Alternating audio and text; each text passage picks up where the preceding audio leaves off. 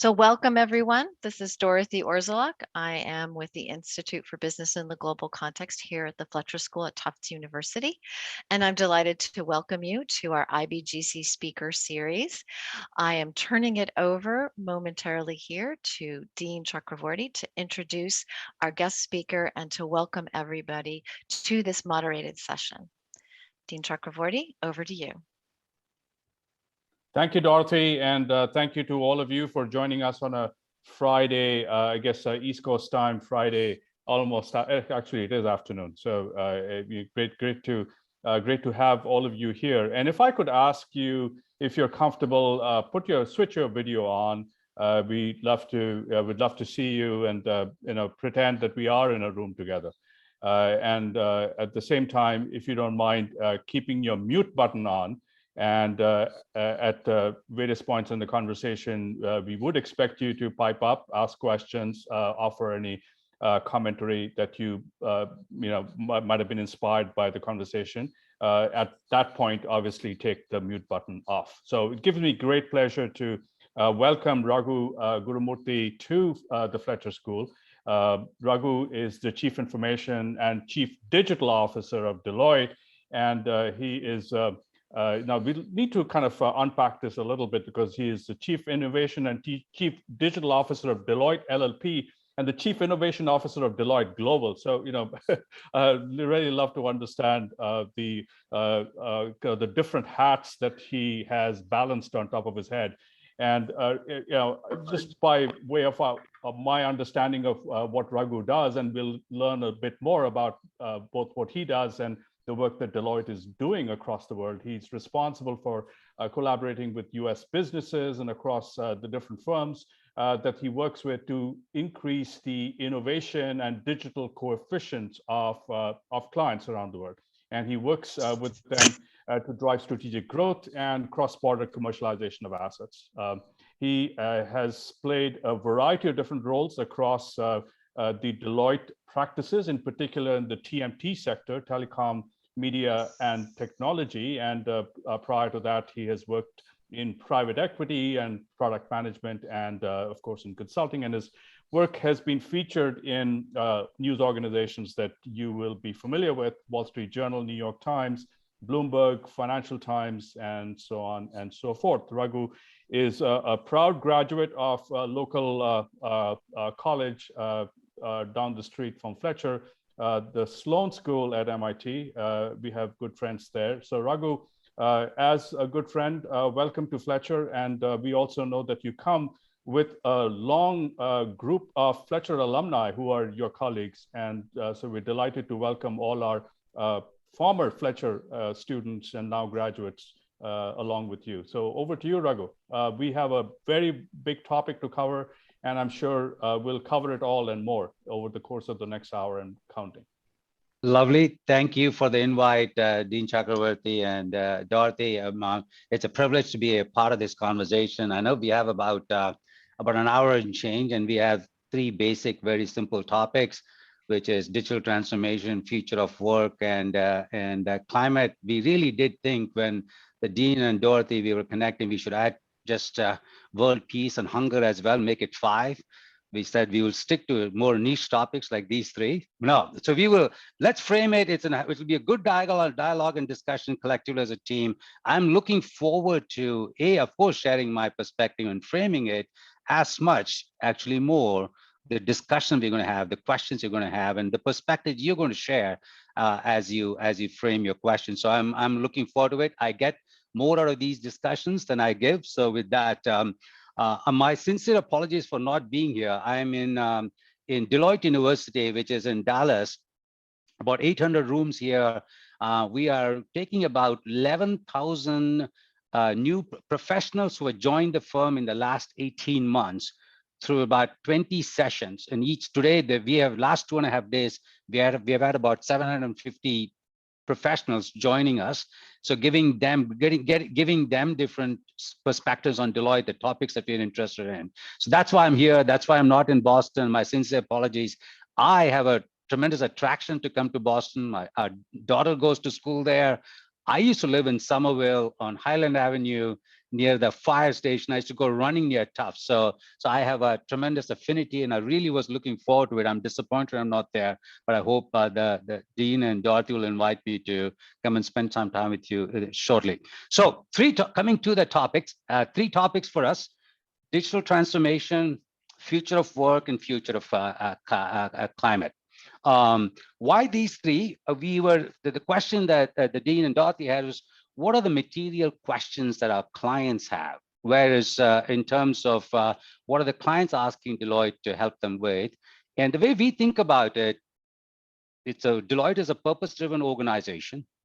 Purpose-driven organization, yes, we are for profit, but it's a purpose-driven organization focused on our clients, focused on our colleagues, and focused on the community. You know, as a consultant, you should always it's 3 things, 3 C's, trifecta. There you go. So it's our clients, it's our colleagues, and it's our community. So we want to make an impact for all the 3. The questions that come from our client, digital transformation, what fundamentally corporate world is transforming. Now, this is every presidential election is a consequential presidential election. So similarly, every time we can say this is unprecedented times. I'm not going to use those cliches, but for the first principle, we wrote an article on digital transformation that should be available it should be on the website. When we're writing another series of articles, and one of the senior partners said, well, writing about digital transformation is like writing about the wheel. What new things can you say? Because so much has been said on this topic of digital transformation. So true. We are in digital transformation 3.0. Now, what I mean by that is 1.0 was about PCs, computers, and enterprise software, circa mid-1980s to late 1990s.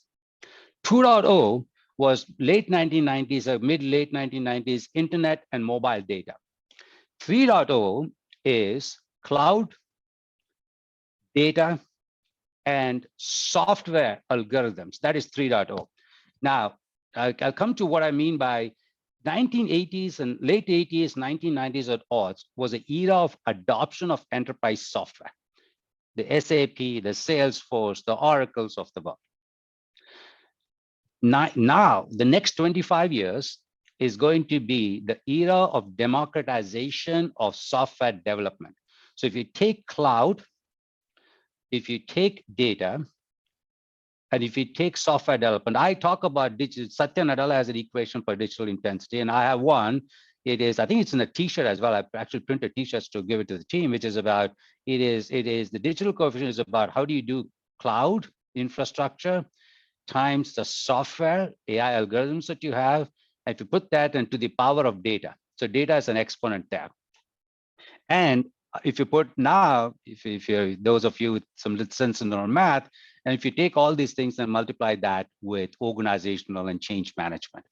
So digital transformation is a synchronous swimming. It is just not putting cloud and technology out there. Our clients asking us for help with digital transformation. It is just not trying to transform to cloud, moving to the cloud, moving data to the cloud, moving compute to the cloud, moving applications to the cloud. That was circa 2010 to 2020. That is that in terms of cloud, digital transformation is change to infrastructure, cloud, what have you. Number 2, it is change in the corresponding business model. What you sell, how you sell, who you sell, the entire aspect of it. And if you mash all these things up with a change in culture and mindset, unless you get all the 3 things going, which is investing in infrastructure, which is cloud and applications, etc., thinking through, rethinking, reimagining from first principle, your business, what business you're in, what you're selling, how you're making money. And to do all these things, you absolutely need to change the organization, processes, culture, etc. So the reason our services, there's a tremendous demand for our services, is because nobody brings it all together. Deloitte is number 1 when it comes to technology and large technology transformation. We are number 1 or number 2 when it comes to change management. We are number 1 to number 1, 2, 3 in this top 3 when it comes to industry insights, domain knowledge, change. So we need to bring all the 3 together to really have an impact. That's where the world is in digital transformation. What capabilities are needed for taking the companies through this journey? That's the demand from any professional services, and that's the role that we play. Now, that's a very quick framing of digital transformation, what kinds of issues and questions we are. Now, a little bit of context, factoids, and I'll get to the next topic. Now, factoids and context is in 1990, when I was in AT&T Network Systems, it was Lucent Technologies afterwards. When I was doing strategy work there, the senior executive said, we are too late for data. Just imagine, 1990, I said AT&T should get in network systems, should get into data products. They said it's too late for data. You know, data really took off post-internet. Cisco system in 1992, 1993 was about $250 million in valuations. The rest is history. Similar, the reason I'm saying that is right now people think, oh, cloud it's like a wheel. Less than 7 to 8% of compute and data is in the cloud. We are at an asymptote, almost like an asymptotic function right now. It's not going up. The issue that Andy Jassy has, or GCP, Thomas Kurian has, is the corporations are talking digital transformation, are not moving fast enough. That is the biggest challenge of our times. Now, how we as professionals, the role that Deloitte can play and our competitors can play is in that enabling that corporate transformation. Now that is the level of framing I have for this. I'm happy to answer any questions. I'm going to the next topic, which is future of work. And they are, by the way, interrelated. The reason we selected these topics, they are it's interrelated. Future of work, the way we think about future of work. By the way, before I get to where we think about future work, the biggest architectural on the digital transformation side, the biggest architectural shift that we have seen in the last 30 years is the shift to cloud. This is fundamentally changing what can be done, how it can be done. That is why cloud has enabled us to democratize software development. Cloud has enabled us to really be into big data.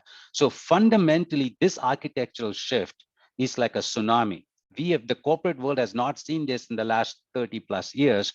It is a bonanza for us in professional services, and is likely to be for the next, I've been in this business for almost 30 years, actually, yes. And this is the biggest growth opportunity that I've seen in 13 years. So 3-0, I've seen the internet, I've seen mobile data. This is the biggest growth opportunity that we've had. Future of work, another big one. Just think about it. I talked about the architecture, so how this is the biggest shift. Think about future of work. As I reflect on it, I'm not an expert in it in terms of industrial history. Since the Industrial Revolution, this whole thing about this COVID and this pandemic has created is a first principle rethinking of how work can get done. It is not technology. It is fundamentally society is rethinking how work can be done. So this is a bigger shift that we have seen since the Industrial Revolution. Just think about it. And therefore, the opportunity for us, given this magnitude of change and rethinking, reimagination, that it offers, the professional services firms benefit when there is a change in the big shift and there's uncertainty, people ask for advice and help. So that is about cloud. Now we're talking about future of work. Work is first principle is changing. How it's going to change, the good news is nobody knows. What we do know, it's going to change, and it is changing. What we don't know is where it's going to settle, what the new equilibrium point is going to be. In 2000, I used to go from 101 Park, 40th and Park, Midtown Manhattan to LaGuardia. To catch a flight, I would leave about 45 minutes before the flight departure. 9/11 happened, everything changed. We have adjusted to this new normal. I think if you think about 3/20 or March 20 as a COVID, not God knows when it started, when it's going to end, it has fundamentally changed us in terms of how we do the work, and we are not likely to go back to where we were before. So that's now the way we frame the future of work discussion within the firm. So I lead the transformation of future of work, transformation work for the firm internally. And the way we think about this, and the same thing we take it to our clients, is the 3 W's: work, workforce, and workplace. When we think about future of work, it is what it is not that people always think about just talent. It is way beyond talent. So first thing, the first W is work. How do how do we do things differently in different things? How do you fundamentally just think about pixelization of what you do today and deconstruct what you do today, reimagine how this could be done in a new way in terms of how you, what kind of capabilities, what kind of technology, how you do it. And then after reimagination, reconstruct. So it's a three-step dance: deconstruction, reimagination, reconstruction of work. And the way I challenge my colleagues is for each step, if you think about what you do, if you think about jobs in terms of innovation and thinking about new different things, channel the Steve Jobs. If you think about processes, think about Jeff Bezos. Doing things faster, cheaper, think about Bezos. And when you think about how fast we can get done, think Elon Musk. By the way, I'm not a fan of any of these. Actually, maybe I am a fan of Steve Jobs, but I'm not. It is, but Elon, just not definitely not a fan of Elon Musk. But he has fundamentally, think about it. He revolutionized the payment industry when nobody thought payment could be. He revolutionized the payment industry. He went ahead, revolutionized the entire automobile industry. Just for the fun of it, he revolutionized the space. And he just didn't revolutionize. He's been inside the engine of each of these things. There are not that many business leaders you see. Steve Jobs is that, who revolutionized multiple industries. Elon Musk has revolutionized multiple industries. So if he thinks differently in terms of time. He doesn't take a 1-year project and say, how can I get it done in 10 months? He thinks, why can't he get it done in 1 month? This is a different way of thinking. And that's the type of thinking we need to challenge ourselves when you talk about future of work, not to get a 10% efficiency or effectiveness, but orders of magnitude. So that is the first W about work. Once you've thought through that, then we think about workforce. What capabilities do we need? What capacity do we need? How many people do we need? And how do machines and people work together as we get this? What combination do we need, given the technology and machines we have, to get the work done? That's the workforce dimension. And the question is, how are we going to get it done? Is it going to be, the concept of pods in the technology application developer? Now we have pods doing strategy work. And how can any work that we can be modularized and done? Some of it can be done near shore, some of them can be done offshore. Any work is just not supply chain and manufacturing. So how work gets done, that's part of into workforce. Therefore, where do we need the workforce? What kind of skills do we need? Where do you source the work talent from, given that you know what skills do you need? What kind of training do we need for them? We have to make our workforce, because we cannot hire fast enough. We can grow. We are in a supply constrained environment. We're not in a demand constrained environment. So we have to recruit talent. We have to train them to do the things that we need to do for our clients. That's the workforce. The third W is workplace. Where does work get done? We talked about this hybrid work model. Work can get done at home, work can get done in the office, work can get done in nearshore, offshore. So we need to think about real estate. We need to think about infrastructure for that, where work gets done. And so thinking about all the three Ws and then putting in a transformation roadmap and getting our clients through that, that is the future of work in the most practical and pragmatic way, the way we think about it. The last topic is climate. I'm going to spend, as I said, about 20 minutes, 15, 20 minutes, and then I'm happy to take any questions. I can go long and climate. By the way, I am not a climate expert. But there are the issues and questions that are coming up in spades on the topic of climate from our clients. CEOs are very interested in this topic because the pressure from the investors. Most of you have seen the Larry Fink article and his quote about how important climate is going to be to business models for companies who do not understand and appreciate the impact on climate. It'll impact their stock price. That wakes up CEOs. So CEOs are really woken up and asking the questions on climate. When it comes to climate, what is, in terms of highest level, which all of you would know, CO2 emissions high, which COP26, you must have followed the news. The CO2 emission is very high. It's an existential threat for all of us.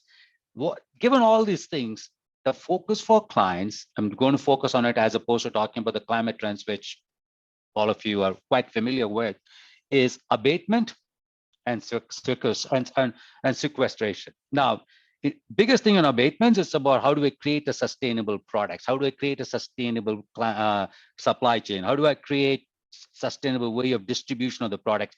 All the things, think about every business, major business process, offer and product development to distribution of the products, to sourcing of the raw materials, all of it, and reaching the consumers, all of it, and recycling of the product, if makes recycling is important.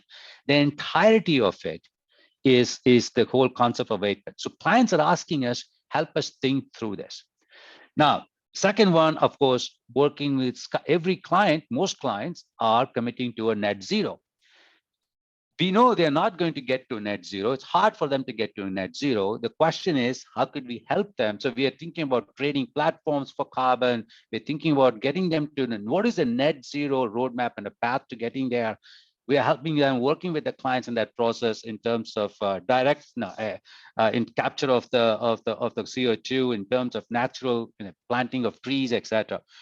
We are working with the nonprofits and clients on this. The questions from the clients, in addition, it's very specifically, when we do a supply chain project, how could we make it climate friendly? How do we first principle change end-to-end value chain and supply chain?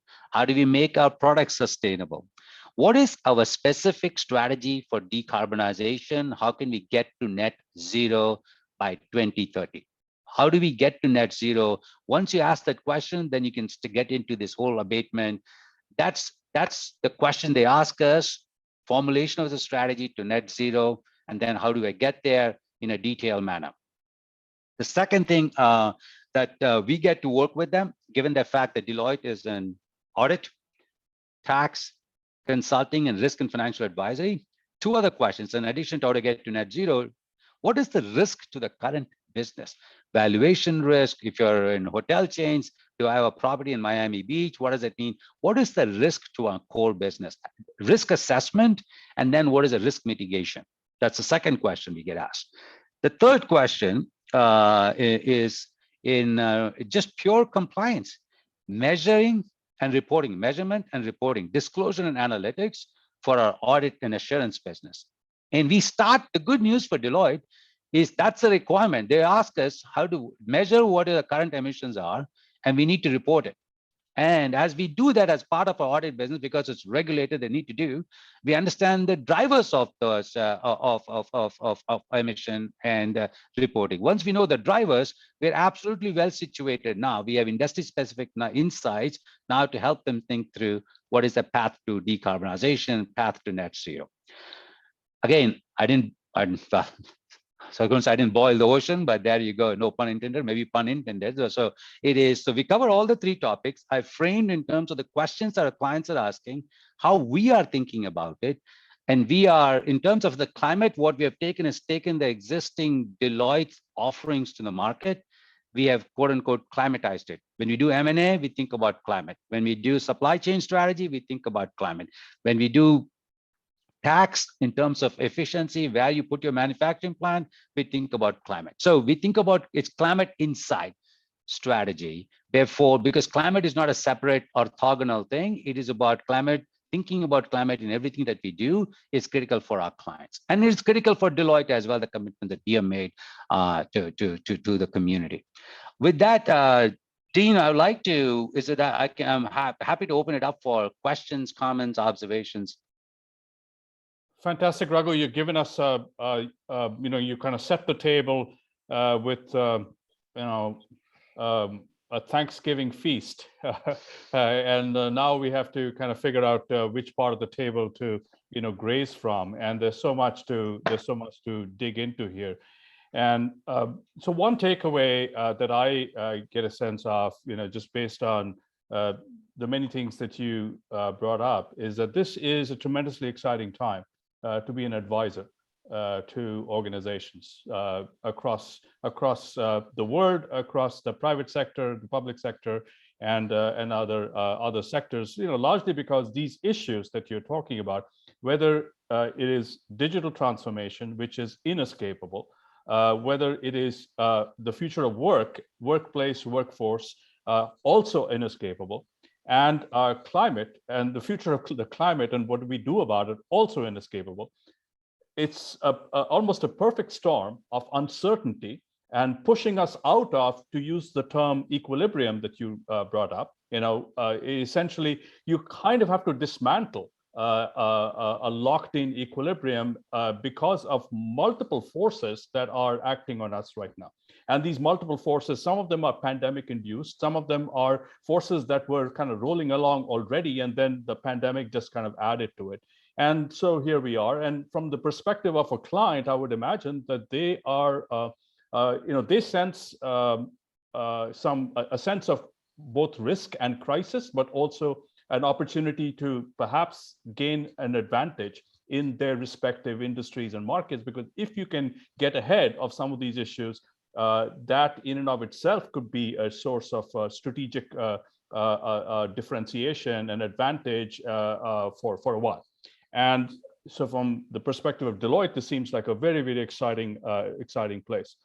I guess one of the let's start with the question of transformation, digital transformation. In many ways, that could almost sit at the heart of the other changes that you talked about. Even climate, has a connection back to the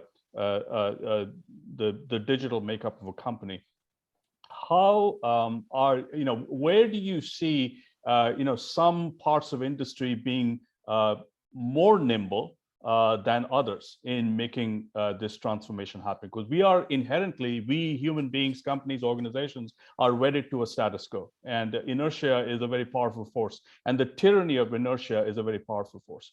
So getting out of that requires almost a systemic rethink. And I'm wondering, how do you, as a senior, client service officer, and as an organization that touches the client at many different places, in many different parts of the organization, how do you see, the companies that are more nimble than others, and what are some of the characteristics?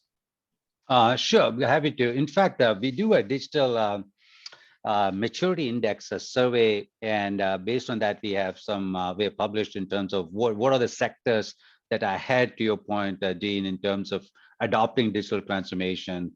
And the companies who are ahead in digital transformation, compared to their sectors, their performance is better, their share price is better, their margins are better, their growth rate are better.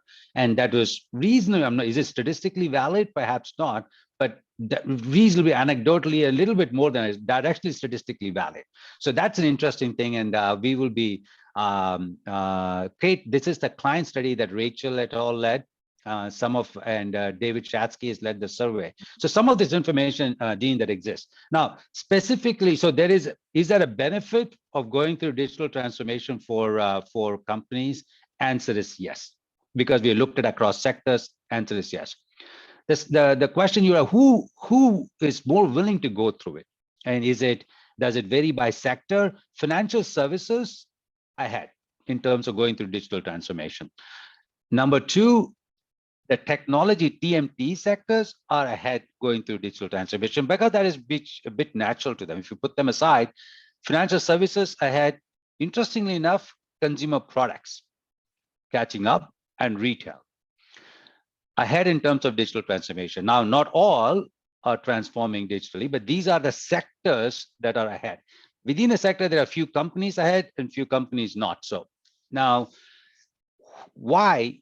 If it varies by sector. Within a sector, it varies why. And interesting enough, by the way, again don't have a statistical answer, but where digital transformation adoption is highest is when the CEO himself or herself believes that this is critical, and it has to be pushed top down. Philosophically, it's critical. Otherwise, it doesn't happen. This is not a CIO trying to move things to cloud. etc. Therefore, the reason financial services are ahead is because Jamie Dimon said every company is a technology company. I am a technology company. He insourced from IBM to, and rest of it is history. Everybody's moving towards it. So we need that level of commitment. This happens when there is a top executive level commitment, the board commitment to drive. That is the most important critical thing. Everything else will fall into place when that happens. That said, Dean, the challenge is there's a lot of talk about digital transformation. Satya Nadella said how at the beginning of pandemic, he saw 5 years worth of transformation in 2 months, et cetera. With all the hype, the real data is less than 10% is in the cloud. And if that's one way to measure transformation, and less than very small number of processes have been, and you've been in consulting, you've been in 1990s, if you recall, with all the technology and ERP implementation, what is Bob Soler said, I see computers everywhere, but not in the productivity numbers. Because until late 1990s, you didn't see the productivity growth. Then we need the business process re-engineering, James Champiak all to really get the productivity growth. When it comes to digital transformation, interestingly enough, I don't know why, but interestingly enough, we are seeing the productivity growth in the last, 2 quarters, it's 2.1%, it's phenomenal. So maybe it's attributed to digital transformation, maybe it's attributed to pandemic and working at home, some combination of all, because pandemic and working at home is truly possible because of digital enablement. So we have been forced into this digital world of way of doing things because of the pandemic, and you can see the impact of it in terms of the productivity growth. So that's actually is a good news. People who are naysayers, people who are hesitant before, are likely to be moving forward, and not likely to, are moving forward now, because as I mentioned, demand exceeds supply by a margin. Like if we increase our workforce by 20%, 30%, we can staff them. It is that big is our pipeline. Yeah. So I'd like to kind of pick up on the comment about digital transformation, and you tied that to migrating to the cloud and how we are still under 10% in terms of moving to the cloud. How do you see the and this is sort of touching on that second topic of workforce and workplace. How do you see in many ways the pandemic induced fragmentation of the workplace, where people are now splitting their workplace between home and work and somewhere in between, and for the foreseeable future that is likely to be kind of the new equilibrium. And does that sort of is like a kick in the pants for digital transformation and moving people both processes and systems up into the cloud at a much more accelerated pace? I'm sort of wondering whether there are some lessons learned for even change management here, where you need this massive external shock, which then causes a big shift, which normally months and months of change management consulting wouldn't be able to accomplish. So true, Dean. I mean, organizations are just a summation of, to your point, human beings, and human beings are resistant to change. All of us are in our own personal lives, by and large.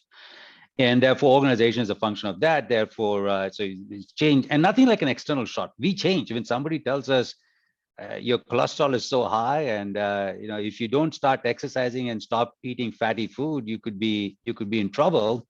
Then suddenly people lose 50 pounds. You start good things happen. That is an external shock, and it's nothing like an external shock for any change. So our own audit business, and it's is the best in quality, growing better. The margins are phenomenal.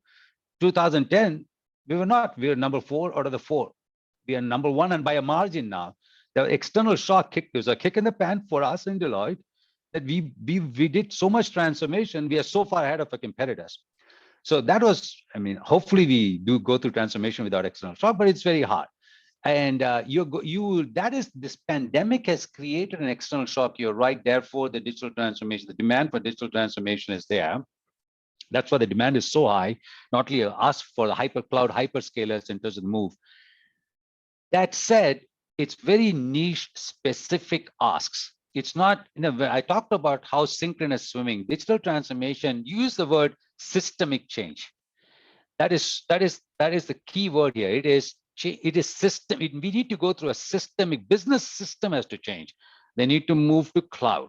All the investment in cloud You don't see benefits of it unless the business model changes.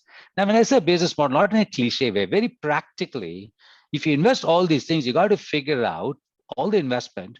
How are you going to make money? Either you're going to sell more or you got to lower your costs. How are you going to get it done? How are you going to lower the cost? How will that supply chain cost come down because of your cloud? How are you reaching more customers, increasing the either increasing in share of spend or increasing more number of customers? How is that enabling you? Very practical, pragmatic questions. That systemic dance is not happening yet. It's more psychedelic. It's more pulling one node versus another node. And that's where the role that we play is helping them think through systemic dance, number one. Number two, we understand everything's not going to move in parallel. We need to pick the most important nodes, CRM in the back office and customer. How do we do? Think about back office in terms of supply chain and digitizing the supply chain process. What is the impact on climate? So we're picking process at a time. Pick each process, take it end to end, back office, mid office to front office, and the people around associated with the process, supported by the senior executives. Practical way to skin the cat. Is that the more optimal way? Perhaps not, but it's the most practical way that gains confidence for the business leaders. Great, absolutely. So I'm going to ask one more question, just triggered by some of the many interesting things you said in your opening remarks, and then we'll go to the questions from the audience, and I know there are quite a few popping up. So the question that I have before we open this up, comes back to a comment you made in the context of your equation, where you kind of said data is the exponent here. And so I'm wondering whether you might consider modifying that equation from the perspective of outcomes. There's no question that data is growing exponential, right? We keep hearing about the statistic of the last 12 months we have generated more data than ever, all that kind of stuff, right? So data is growing exponentially. The big question is, so what are we doing with that data? Is our ability to, coming back to the notion of productivity or making better decisions, is that improving at an exponential rate? Or if not at an exponential rate, is that improving at a linear or even a non-linear growing rate, right? So when I talk about decision making, there's decision making as it relates to how to organize work in an optimal way, how to come up with better products that are societally beneficial and commercially profitable. How do we use data to make better decisions to get to those net zero commitments, which seem to be popping out? I think part of it was triggered by the Trump vacuum, when the United States government literally stepped back from the Paris commitments, and companies kind of said, gee, if the government isn't going to do it, we'll do it. But then there's a big question. Even today's FT has a long read story on how real are these net zero commitments. And in order to make them real, you actually need to put data against it, and you need to be able to set metrics and measures, and then continue to track it. So I guess long question is, where do you, in your experience, see clients doing better in terms of making better use of all this data that's being generated for better decision making? Great question, Dean. First of all, I completely agree. I will listen to, now I put data in the exponent, not because data is growing at an exponential rate. You're 100% right. The only reason I put data, as I said, it is cloud is just an enabling infrastructure. Then AI, I put AI/software. AI, at the end of the day, is basically software algorithms. So you say cloud that provides a cloud infrastructure, compute and storage infrastructure. Software provides the voodoo magic that you can do with on top of the infrastructure. And to make that software smart, you need data. So I put data as an exponent more, because the more data you have, people say, boy, is China going to lead in AI? And we have, by the way, this is an interesting debate, discussion we have, and I personally don't think China will lead on AI, because so far, when you think about CNN, convolutional neural network, any fundamental graph theory, fundamental algorithmic breakthrough in AI has happened in the US or in UK. 80 fundamental algorithmic breakthrough. Now, what China is doing better, faster, is training those algorithms better, coming in terms because of the data, they're able to do better. Here we have a lot more constraints, what we do with the training of the algorithms. I think, so therefore, the innovation happens at two levels: breakthrough in the first principle, algorithmic breakthrough, and then how do you train the algorithm with use cases and data? But I will get to your question as well in a second. So I just want to kind of lay out the foundation of the value map in this in a most mathematical way. So so the best way to make progress is so breakthrough in terms of algorithmic breakthrough is very hard for individual companies to do. It is Facebook could do some, Google could do some. The good old Bell Labs research of the 1980s should happen in academic institutions that's where that kind of work is happening. Basic first principles research there. Good news is all those things are available in open source. You can get any of us here on the who are participating in the audience can get most of the AI algorithms in the public domain, can play with that with your Python coding and enjoy testing. So that is good news. The question is, how do we, therefore, data becomes the differentiator. Now, it is useless to swim in data if you don't enable decisions. To your point, completely agree with you. And I think of it two ways, Dean. One is what decisions you enable, number one. Number two, how quickly you enable these decisions. If you think about, nothing much has changed in one way, because if a CEO wants an analysis done, we could have done it in 1990. Because you put team of 50 people, you get the data, somebody use a calculator, an Excel spreadsheet, he or she, the CEO gets what he wants or she wants, you get that. But today, the power of data and software and compute is the salesperson can theoretically get the question answered. What did this customer buy yesterday? What else has the customer bought? Other things from other sellers. You get all of that, and therefore nudge equation. What can I nudge him or her with? In a B2B, B2C domain, whatever it is, that's highly B2C, it's automated. So it's a key thing is democratization of decisions enabled by data and algorithm. That is our future. The future is about micro solutions, is helping the regional sales manager to make better decisions, not going up the corporate ladder to figure it out. He or she should get what he or she wants easily. That is the power of AI.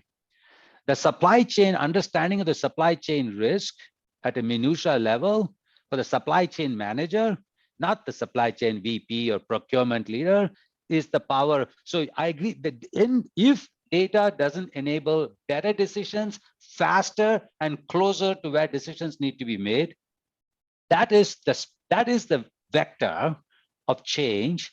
Companies that can do this fast, get there fast, that can enable more decisions faster at the edges, will be better off than companies that make fewer decisions, that hierarchical. That's a difference. And it sounds very basic. It's to your point, it's nonlinear and it's got a multiplicative effect when I can enable better decisions faster at the edges. And that's what we work with our clients on, not one giant system to make one, should you develop this product or not? How could you think about product development in a first principle manner? We want to ingrain that thought process, the decision making, data enabled decisions in every node of a company. That's nirvana. That's therefore piping of most of the data doesn't get used. What is the relevant data? That's one question. Second question, this is going to be very important in the future. Now in the future is people talk about data lakes. I mean, those of us, people somehow think we got to put all the data together in a data lake and then we can do amazing analysis on it. We got to think about not moving the data. Data is going to be in data lakes. Data is going to be in data islands. And we need to figure out how to connect these lakes into rivers into oceans, seas and oceans. Let the data be where it is. Let us go there, get the data in a transitory fashion to do the analysis that we need to extract the insight to serve that insight so that the decision maker can do what he or she wants to do. Nobody cares where the data is. What we do care, think about a GPS map of data. You want to do some analysis, you say, I want these 10 data elements. One happens to be there, they're in 5 different places. You should be agnostic. You should be able to go to those 5 different places, get the required data, run your algorithm, and only thing you're extracting is insights. So for privacy on data, usage of data, those things remain where it is. That's, by the way, what I'm saying is so commonsensical, so easy, so logical. Why aren't people doing it? It's very hard to architect. Very hard for people to not come up with the digital control for the data. How do you use it, identity? What kind of cyber? That's bonanza for us. What I'm saying is so easy, but it's so easy to say, so hard to do. Whenever something gets hard to do, Deloitte benefits from this process. Great, fantastic. So there's a number of different questions that kind of spring from that, and perhaps I could connect what you just said, Ragu, with a question that was put in the chat. By the way, Dean, I'm not following the chat because I don't want to be distracted. Therefore, I'm not. So those of you chatting, I'm not reacting simply because I will get distracted. Yeah, no, that's fine. I'm trying to distract you away from the chat, but now I will draw upon the chat for a few follow-up questions, and then we'll have people speak up as well. And one of the questions here, and I'll tie it to a comment that you made, which is you can get a data lake or a data pond or a data puddle, whatever you have in front of you, and you run some analyses on it. And of course, people are getting clever at being able to do analytics on data, and our Fletcher students are also sort of acquiring several such skill sets. However, one of the areas where Fletcher students and Fletcher graduates bring a somewhat different perspective is the ability to put that analytics in context, in the ability to basically be able to say, look, the populations from which this data has been drawn combines people from different parts of the world, combines different genders, combines different races. And depending on what the algorithm has been trained on, I might get almost a pathological decision if I don't apply some contextual intelligence to the answer that comes out at the other end. An example that I've been actually spending quite a bit of time thinking about is I've been spending quite a bit of time thinking about how good have we been in terms of applying data analytics and artificial intelligence during these last 20 months of COVID, and in terms of making better decisions. And I think the conclusion I've reached is, based on the work we've done so far, is that we got a really great start because machines caught the emergence of this mysterious virus almost 2 years back, long before human beings did. So it's a promising start. However, when we went down the process, we found that the data was there. There's a ton of data coming out of all over the place. But our ability to translate that into better decisions, actually we failed. We largely failed. And a big part of the failure had to do with the inability to both connect the different pools of data and also be able to connect the analysis to the larger context. So this is a long wind up to the question on the chat is, what are some of the next gen skill sets? What kinds of skills and experiences would you advise our students who bring a combination of business and analytics and technology and policy and humanistic skills? The ability to recognize that the world is different if you're in Rwanda relative to if you're in a Scandinavian country or Sri Lanka. What kinds of skill sets would you recommend that they sharpen before or while they come and work for a professional service organization like Deloitte? Perfect. I like the setup here in terms of data and people, data and algorithms, data and machine cannot be decoupled. I call it the East Coast school of thought, the West Coast school of thought, where somehow there is a West Coast school of thought that believe that machines can rule the world, and there is a East Coast school of thought from Boston, the institutions there, about how machines and humans are going to work together. I subscribe to the East Coast school of thought, not because I live in New York, because I think that's right. Now, East Coast school of thought is always right. Always right. We know East Coast is center of the world. I don't know why people debate that. And so now that we have conclusively proven that. Now, so that is an important statement because the coupling of humans and machines are going to cohabit. That's number one. Now, if you work with that as a first principle listing, now what skills do we need? We are moving to a little bit of a macro. We'd love to get your perspective as well. We are moving from age of generalization to age of specialization. This trend is not last 2 years, 3 years. This trend is last 20 years. And that's why consulting firms are becoming more sector industry specific, by and large. So this thing to our colleagues here and the students is that there are two things. Doing analytics is important. Using your word of context. So first of all, analytics is important as a skill. Understanding the data in terms of what data we have, statistics is important.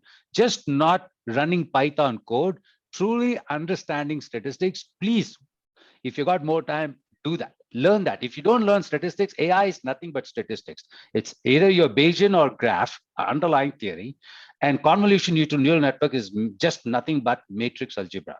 So if you don't do and if you don't learn that, all that you're doing is plugging algorithms without, it's like knowing physics without understanding the physical significance of the equation. You won't have fun. So that's one advice I have. That's a skill. Now, you got to understand, so if you want to learn statistics, then you'll automatically get to the error in the data, is the data clean, is the bias in the data, all those things you'll be very intuitively, you'll get that. Now, the other thing Dean is talking about, context is critical.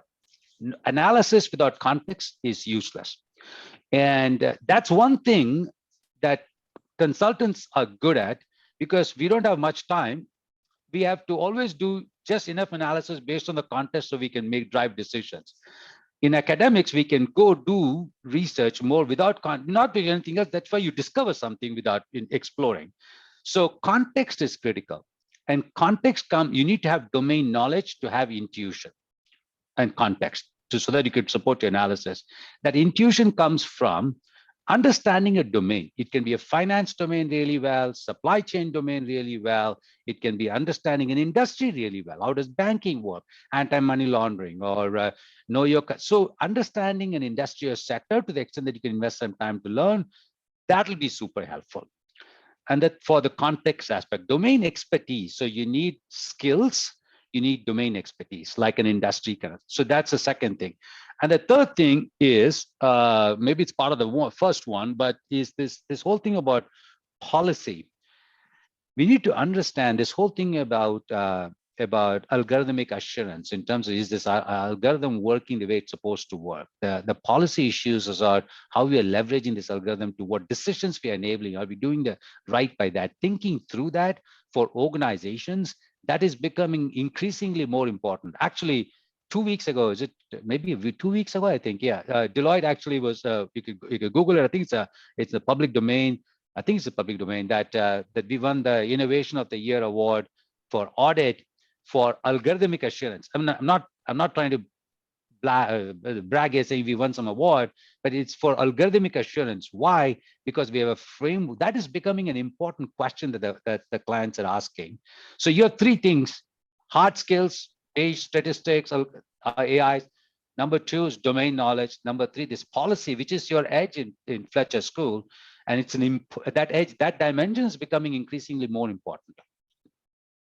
Great, fantastic. So thank you for that, Ragu, and thank you for the encouragement. I'm sure many students and graduates are taking note of this really important point. Let me give the opportunity to students and others who have put questions on the chat. Why don't you speak up and ask the question, and we'll go in order. I'll ask Kevin, and then Nakul, and then Edda. So Kevin, if you don't mind asking your question, and just say a little bit about just say a little bit about yourself so that we can contextualize your question. Hi, this is Kevin. I'm an undergrad, a sophomore studying international relations and quant econ. Hi, Ragu. It's very nice to see you here. I'm just wondering how metaverse is being on the heated topics recently. Does it have any potential to become the next disruptive factor for everybody's life in the next decade, or like in the a couple of decades? And what is its potential when it comes to, business innovation or its strategy planning? Thank you for the question. So it's let me make sure how is Meta going to, the impact of Meta in business innovation, business impact? What kind of impact and how fast? Did I capture the summary of your question? Right. Yes. Okay. Now, you don't know what Meta is. I do. In terms of so many different interpretations of Meta, we have been living in this whole thing about the mixed reality world. We've been talking about that in terms of AR, MR, VR coexisting. All that basically Meta does enables more with the data. It brings humans and machines together, enables more visualization, and enables faster. End of the day, it's very simple.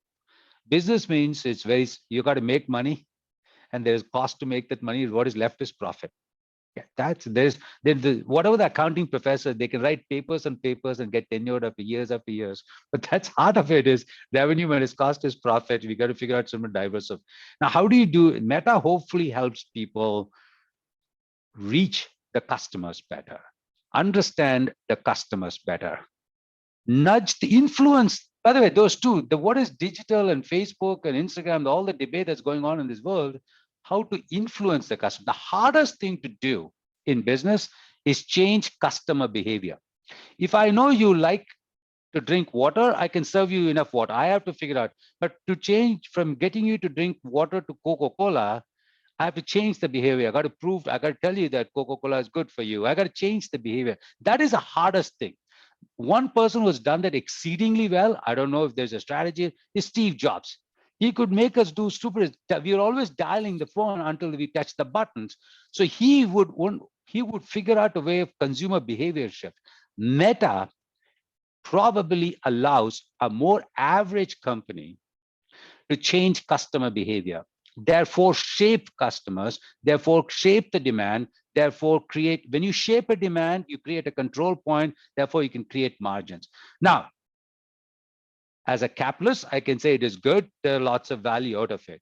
There's a lot of bad comes out of that Meta as well. The problem with lots of issues, I can understand, I can shape, that's the goodness of it. And with Meta, influence is always can be good or bad. And that's the challenge with Meta. We need controlled Meta. And that's where perhaps the Fletcher School folks with their policy mind, with the context mind, can think about Meta in a, let me call it ideal Meta, well-behaved Meta, or whatever it is. I'm sure somebody can coin a better word. But bottom line is responsible Meta. That could be your tagline. Yeah, so and also, Ragu, I'm assuming when you say Meta, you're referring to Meta as in the Meta definition as opposed to Meta, the company. Meta definition, indeed, right, not the company. I'm sorry. Yes, thank you for the clarification. Indeed. Absolutely, and there's so much to unpack there because once one talks about the metaverse and the nudges that you were alluding to, one starts worrying about going back to data. And trust in who's got access to that data. How much of my data is being shared in that metaverse versus when I'm simply swiping my finger on a piece of glass, and how much of that trust is being earned by the company, and that is also a contextual issue. And is my data now more vulnerable to cyber attack, which is again a topic that we didn't get a chance to touch on because there's so much to talk about. So I think there's a good discussion to have there. But let me just pop this over to Nakul, who's got another interesting question. Nakul, go ahead. Thank you for sharing your insights today, Ragu. And I see Deloitte as one of the few companies leading in energy consulting, which is an area of interest for me, which I want to focus on. So I'm curious to understand how Deloitte communicates with clients who approach it for assistance in decarbonization, to see that they need to develop some patience to understand that the delayed financial returns that could come from capex investments when it comes to, say, investing in abatement or investing in sequestration for that matter. How does Deloitte manage expectations to say that it is necessary, but the payoffs might not be immediate, or do we redefine what payoffs are? Would be curious to know your thoughts on this. And just for quick background, Nakul, you're a student in the Master of Arts in Law and Diplomacy program, and a squash talent as well. All right, sorry. Talent. A sport I've not played. I've struggled, so therefore, when I struggled, I don't. So it's but nice to hear from you, Nakul. Your question is very, very specific, and at one level, and it's fairly general on another level. It is specific because it's very, very specific into energy companies. Whenever there is a big investment, any capex investment, doesn't have to be on sequestration, decarbonization. When the investment is big and the uncertainty of the reward is, and when there's uncertainty in terms of the return, and then it becomes a bigger challenge. And this is an age-old problem for corporate world to make those trade-offs and make those decisions. So I'm not going to say have huge insights as it relates to this, but whenever those decisions are to be made, the way we work, and it's fairly simple, is scenario analysis and planning. We work through this. Is the investment required is clear. The impact, we run different impact in terms of offensive, defensive impact in terms of revenue and cost going down, revenue going up, impact in terms of what are the biggest impact in terms of positioning, in terms of brand positioning versus qualitative, quantitative. We go through this in a systematic manner. Think of it as what are the drivers of impact and what is the magnitude of impact for each of the node. And then obviously, then you come through different scenarios, and what the idea is, with the available information, what are the possibilities and probabilities for things to happen, and therefore what makes sense to do for you in terms of investments. Then, important question also that we ask, the risks of delaying the decision or not making the investment. What are the downside risks? And that is that is a very structured way. That's how we walk. There are commitments that energy companies are making on net zero. Either they do something about it, or they abatement. And in terms of sequestration, it's like a mutual fund. They need to buy trees being planted someplace, and that's an orchestration that we do as a firm as well. Great, thank you for the question, Nakul. Eda? Thank you so much for joining us today. My name is Eda. I'm a Master of International Business student in the second year, and I focus on strategy consulting and tech policy. My question would be, how do you make sure that your staff's skill set is staying up to date to consult the clients successfully on all these grand business and societal changes and challenges that you've mentioned? Because we talked a little bit about how you influence the others or help others to achieve that, but how do you help yourself, so to say? Well, as Warren, I'm sorry, if I could just sort of jump onto Eda's question and add one more, Ragu, since you've seen the consulting industry, with the long arc of time, you're so remarkably youthful on the Zoom screen, but as you said, you've been in the biz for 30 years. So how have you seen, Eda's question, the answer to Eda's question change, and where is it going from here on? So I mean, we don't talk much about soft skills, but unfortunately, but soft skills are absolutely critical. I always tell, since I'm here with about 800 of professionals, young professionals just joined in the last 12, 18 months. As they ask, what is the thing or secret of success? I say, I don't know, and nobody does. That's the truth. Number two, all these articles written on leadership is a bunch of bullshit because it's post facto rationalization. I believe in serendipity theory. Now, in terms of there are three things I believe are important. One is, out of that, one we don't control. One is IQ, two is work ethic, and three, attitude. This is Ragu's definition again. So IQ doesn't matter. And I'm a huge believer that 90% of the world's problems can be solved with average IQ. So why worry about, when you have a 90% addressable market, why worry about the 10%, assuming you're not that smart? So I tell our kids, don't worry, you got 90% of the market. That's number one. So work ethic and attitude is the only thing that matters.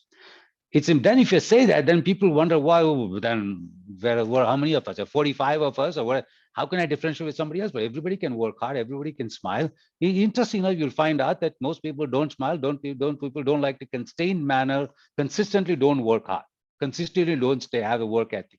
right attitude. So that can be huge differentiator. Now, in terms of soft skill is absolutely necessary and critical to make any impact. We talked about digital transformation, we talked about cloud, we talked about business model, then we said change management. Dean talked about change management and a digital mindset.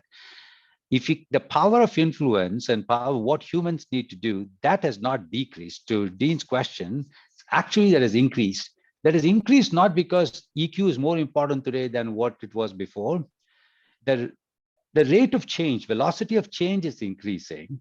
Therefore, the time that you have to change people's mind, change people's behavior, get them to rethink is shorter.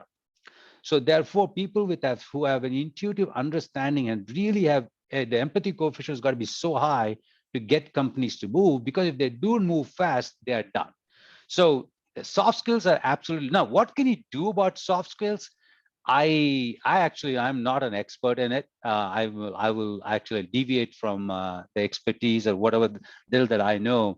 But in terms of how do you continue to develop soft skills, it's the end of the day, soft skills about it's empathy. That is the most important one. Number two is contextual communication. Very, very important, because you got to understand the context where the other person is coming from, and therefore, so it's content, it's communication, and you have the content and communication, and you need to know the context. If you have those three C's, you then, of course, inherently, you need to have the smile on your face to get it done. So I don't have much else. Very, very eclectic to share, my friend. My apologies for that. Great. Thank you for that, Ragu. And thank you for the question, Eda. Other questions? Feel free to raise your electronic hand and we'll get you up there. Reed, go ahead. Hey, thanks for being here. I'm a GBA student, so a mid-career business student at the Fletcher School. My question really comes around innovation and strategy. I find sometimes in my career, they're at odds for each other, right? Strategy in one place and innovation is going in a different direction. And I was kind of curious your insights into that. Is innovation driving strategy, and is there a high risk for them being at odds as we move towards the Internet 3.0 as you described it? Great question. Reed, actually, I have a PowerPoint slide with the yin yang, innovation and strategy. If the odds, it's terrible. That will destroy the company. It's terrible. Either innovation won't happen or strategy will be all over the map. So it shouldn't be at odds. Innovation should influence strategy. Strategy should inform innovation. Innovation influences strategy. Strategy informs innovation. Here's our strategy. So innovation, make it aligned with the strategy. If you see some breakthrough, inform strategy, so strategy can tweak the strategy. So we could do different product, go to a different market, etc. So this is the feedback loop. By the way, it can be done very well if you bring this innovation strategy functions together and having this conversation. And when you really understand this inform and influence equation, it's fairly simple. Hard to do, easy to put in an yin-yang slide. Does it help answer your question? I just want to be very practical, because this is a topic we've invested a lot of time thinking. No, it's a very practical answer, and it's kind of similar to my experience. It's communication. A lot of times between the two groups can be problematic, to say the least. Yeah. Thank you. Yeah, I mean, I guess one potential area of conflict between the two, could be that strategy is designed towards optimizing your entire organization and your resources around the most attractive segments of the market. You don't have unlimited resources, so you kind of have to double down in places that look most attractive based on your best available data. Now, having done that, you then ask the question, okay, where is there room for innovation? Because a lot of innovation is actually focusing on the part of the market that isn't attractive as yet. It's something new. It is not likely to deliver a positive return in the next little while. And it's possible that it's never going to deliver because I have to take many shots at a goal until I hit one. So innovation could be a whole bunch of dead-end projects and a couple of them actually delivering. So the organizational structure, the resource allocation decisions, even the people and their mindsets are very different. And I think that's where the challenge that most organizations have of being able to run on both of those treadmills at the same time. So true. I mean, so very nicely captured, Dean, which is strategies about working with the resources and constraints that the corporation has: people, process, technology, what have you, capital. Innovation is about breaking constraints. How can you do more with less? Simply put, very simple. You got better, faster, cheaper. If you do two out of the three, break two of the three constraints simultaneously, that's innovation. So by definition, therefore, if you figure out a way how to break the constraints and inform the strategy, then strategy suddenly has more. The constraints, you're removing the constraints or widening the constraints for strategy, so the strategy can do more. That's why it's a yin yang loop there. Absolutely. Great. So Shivani, go ahead. Thanks, Ragu. It's great to have you here. My name is Shivani. I'm a first-year student doing the Masters in Arts, Law and Diplomacy, the MALL program. My question to you is, we spoke a lot about digital transformation more from the private sector perspective, but I also know that Deloitte does consulting with governments as well. So I wanted to know, are there any specific kinds of, insights that have come up in terms of how quickly or how agile have governments been in kind of responding to the need for digital transformation, and have issues of culture been more difficult to kind of navigate as compared to the private sector, given in private sector sometimes because there's a very clear kind of objective, it's easier to do things sometimes top down as opposed to within the government kind of setup. So just wanted to hear your thoughts there. Thank you. Sure. Thank you for the question. In fact, I spent a lot of time with the government consultants the last 2 days here in Dallas. Interesting enough, first of all, government is investing a lot in digitization, number one, and different departments at different stages. IRS is investing quite a bit, and Deloitte is doing quite a bit of work with them. Department of Defense has got an innovation center, which is primarily thinking about digital transformation. So government is investing a lot, number one. And number two, the decision making in government takes a lot longer than a private company. That's just very long process because of the controls, procurement processes, et cetera, et cetera. That's why it's very, very long. Budget allocation process, everything stretches time. In government, what is interesting though, is they are actually more willing to make multi-year commitment than commercial companies. Because you could go sign a $100 million contract with Department of Defense over the next 6 years. It's a no-brainer. And that money sits. In companies, they sign, then next year, something happens, stock market. So that's actually there's a positive in the government. Multi-year contracts, it takes longer, but they do invest. Number one. Number two, interesting enough, once they make the commitment in terms of the architecture, they stick to it.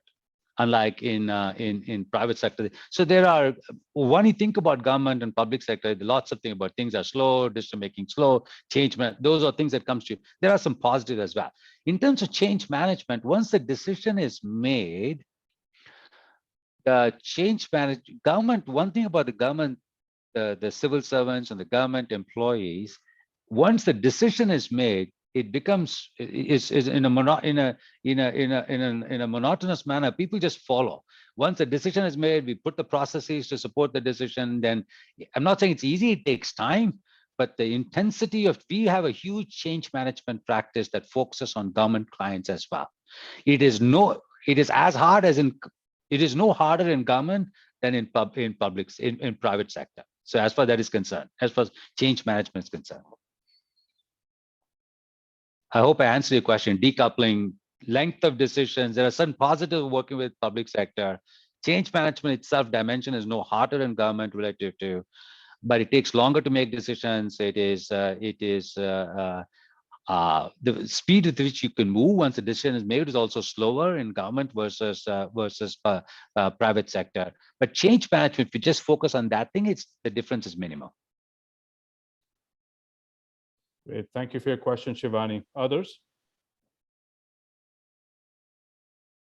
So while we're waiting for questions from the room, I have a question, Ragu, about a topic that I'm sure will resonate with many of the students here and others. Going back to the topic of climate that we didn't have a chance to dig into a whole lot.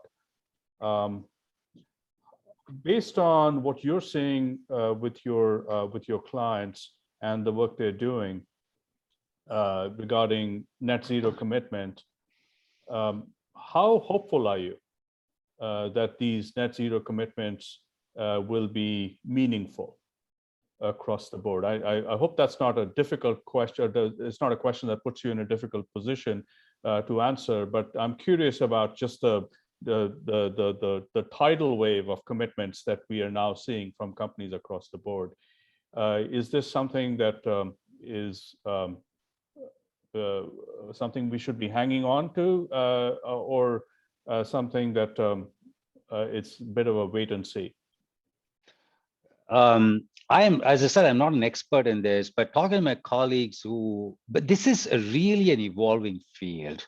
And answer is, so that's nobody has a clarity here, but talking to my colleagues who invest more time with clients on this topic is that a lot of this net zero commitments, people are making commitment because it's the right thing to do. It's like JFK saying, I'm going to put man on the moon and bring him back alive in this decade. He had no clue how to do that, but that was the aspirational vision. Most of this net zero commitment fall in that category. I'm not being critical. That's just the truth. Nobody knows how they're going to get to net zero, but everybody believes if we have to get to net zero by some number, 2030, 2035, that's not an option. So they're saying once we decide we got to get there, we'll figure out how to get there. So that's, in fact, they don't even know what the carbon footprint is today. To get to net zero, you got to know where you are today and what are the drivers of that. And that's even that information is not clear. And information is not clear for largest companies who one would think are very data driven. It's hard for them. So therefore it is a complex, the clarity is not there, but intent is there.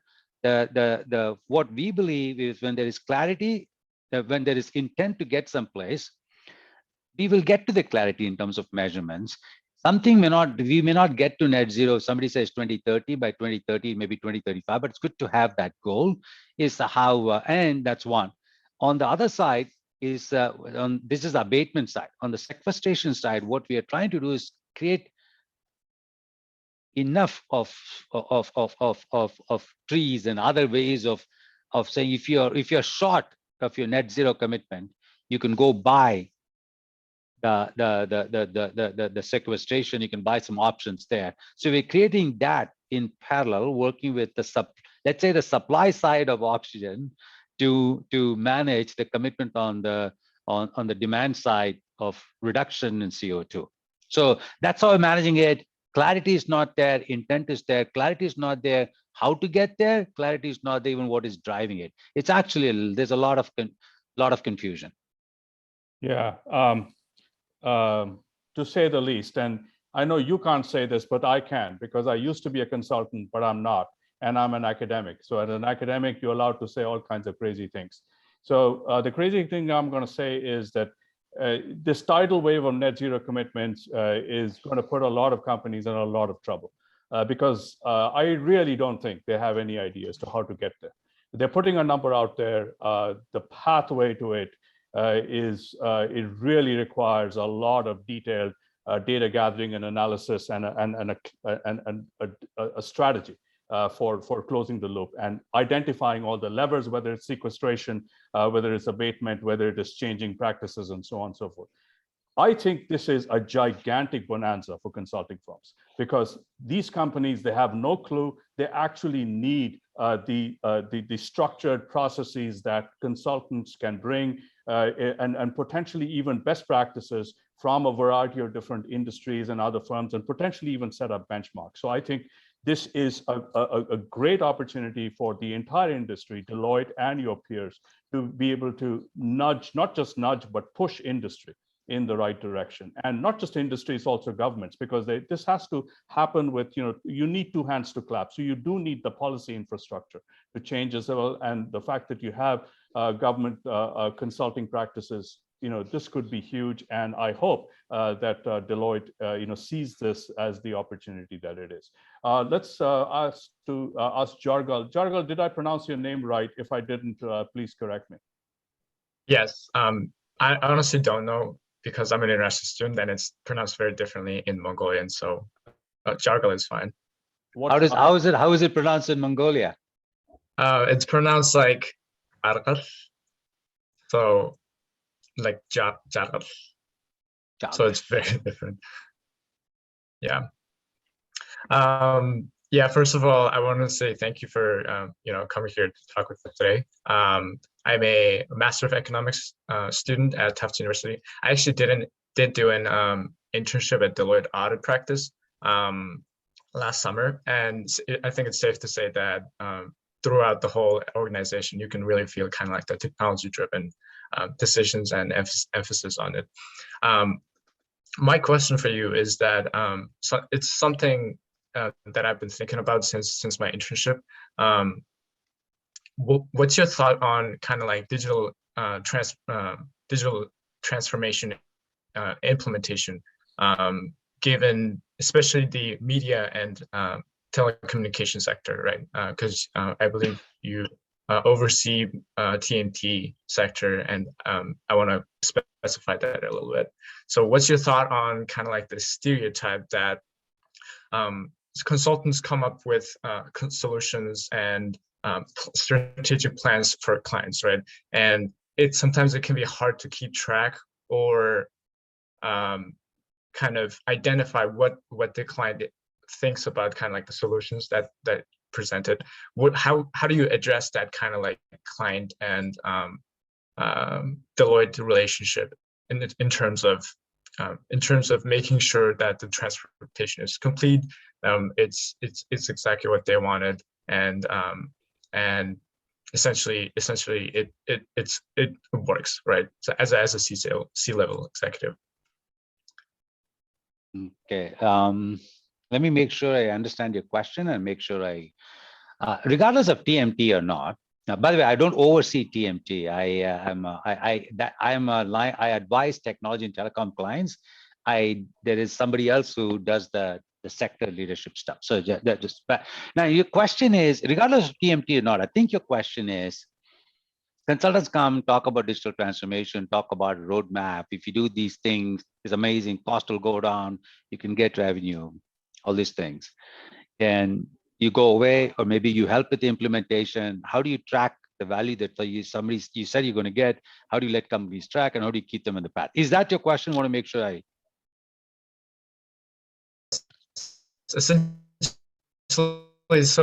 Essentially, I can't hear you very well. Can others hear him well? It's just me. Jargal, could you just put your question in the chat, please? Yes, I can do that. Connection problem. Okay. But did I get your question correctly? Yeah. Yes or no?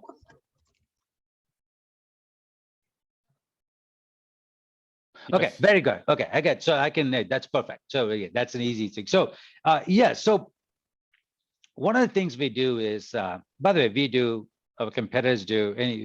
It has to be. And gone are the days of strategy, then drawing some strategy roadmap at some 100,000 feet level and moving on. These days, clients actually ask us to put our fees at risk. These days, clients ask us to do a more granular roadmap for implementation of strategy that we have to break down into saying what impact will happen, what investment, what corresponding impact will happen with some phase lag, very detailed. So planning is what used to be at 10,000 lead, now it's 100,000. It's now like 10, it's like 5,000, 2,000 feet level. So granular planning is something we do. Number one. Number two is Deloitte makes a ton of money in doing this simply because we have signposts. This is the investment. See, if you don't measure just outcome, we measure even activities, because by the time you measure outcome, it may be too late. So we measure activities and specific results we are looking derived from that act, what impact you would see on those activities at different nodes. So there are signposts to see if the trajectory of of the impact is what you thought you're going to get. Otherwise, we will do course correction. You're not doing as much of what you think you should be doing, or we are doing what we think we should be doing, but that is not having the impact that we think we should have had, and we try to figure out why. We are in the journey with them. We put, most of the time, we and several of our competitors put our fees at risk in this 2-3 year journey. And of course, we get a reward for that, putting our fees at risk. So we put our fees at risk. So we are incented to see if things go off track. We work with them in trying to figure out the drivers of why it's going off track to bring it back. By the way, what I'm saying is very practical, very pragmatic, not that hard. And as I said, 90% of things that we do in life is easy, not that hard. This falls in that 90% category. It is mostly not hard. We are not breaking laws of physics and technology.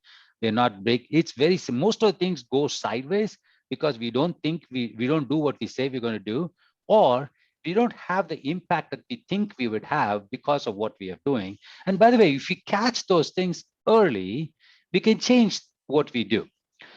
Again, so what we have done is we have, you must have heard about this whole, I think you should read the book, Doing Twice the Amount of Work in Half the Amount of Time.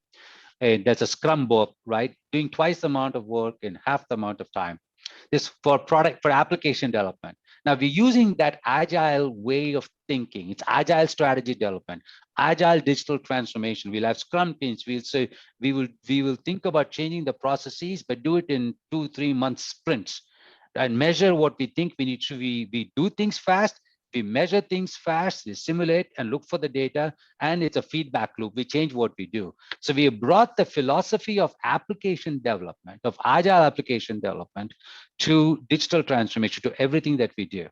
That is what helps us reduce the risk and reduce the unpleasant surprise in the longer term. Great. Yeah, it sounds like time is very of the essence. Indeed. Oh, yeah. I'll tell you, Mary Meeker, there was a Morgan Stanley analyst, and she was in Kleiner Perkins, coined something called internet time circa 1999, about how internet means doing things fast, internet time. And now these days, I talk about quantum time. It's only increased. Now you need to do things instantaneously. So yes, time is of essence. Long-winded saying, yes, time is of essence. Thank you.